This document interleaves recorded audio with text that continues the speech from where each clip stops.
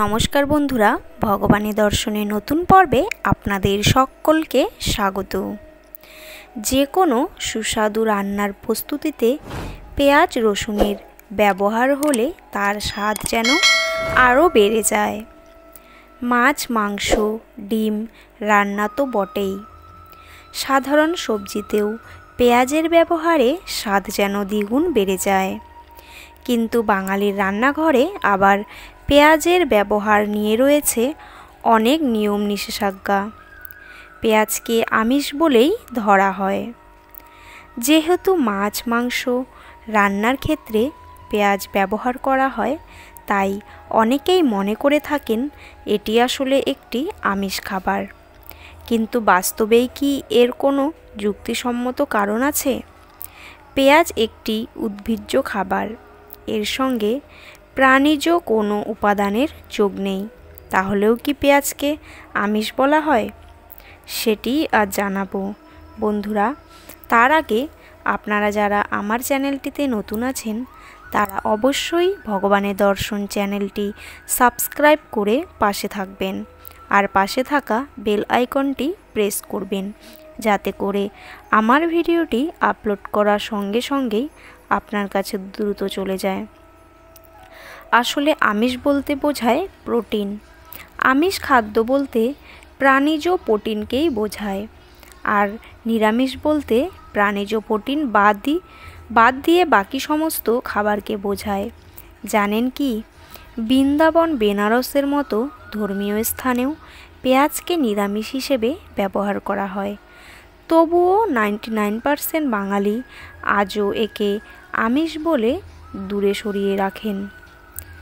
পেঁয়াজ মূলত একটি নিরামিষ খাবার, তবে আমিষ জাতীয় সব রান্নার ক্ষেত্রে এর ব্যবহার অপরিহার্য।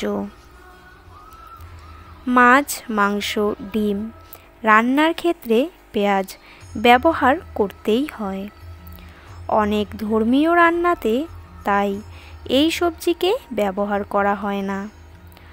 অনেকে এটিকে আমিষ বলে মানেন, তবে বাস্তব যুক্তি মানলে পেঁয়াজ নিরামিষ একটি খাবার, এবং নিরামিষ খাবার প্রস্তুতিতে এর ব্যবহার চলে।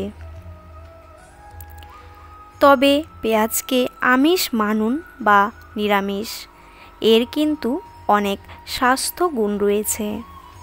পেঁয়াজের মধ্যে এমন কিছু উপাদান রয়েছে যা ক্যান্সারের মতো মারণ রোগকে দূরে রাখে। এর মধ্যে ভিটামিন, মিনারেল, ফাইবার রয়েছে। পেঁয়াজ শরীরের রোগ প্রতিরোধ ক্ষমতা বাড়ায়, হাড় শক্ত রাখে। এর মধ্যে থাকা ভিটামিন সি অ্যান্টিঅক্সিডেন্ট হিসাবে কাজ করে। বন্ধুরা, ভিডিওটি কেমন লাগলো তা অবশ্যই কমেন্টে জানাবেন। বন্ধুরা, আজকের পর্বটি আমি এখানেই শেষ করছি। পরবর্তী একটি নতুন ভিডিও নিয়ে আবার আসব। ততক্ষণ আপনারা ভালো থাকবেন, সুস্থ থাকবেন, আর নিজেদের যত্ন নেবেন।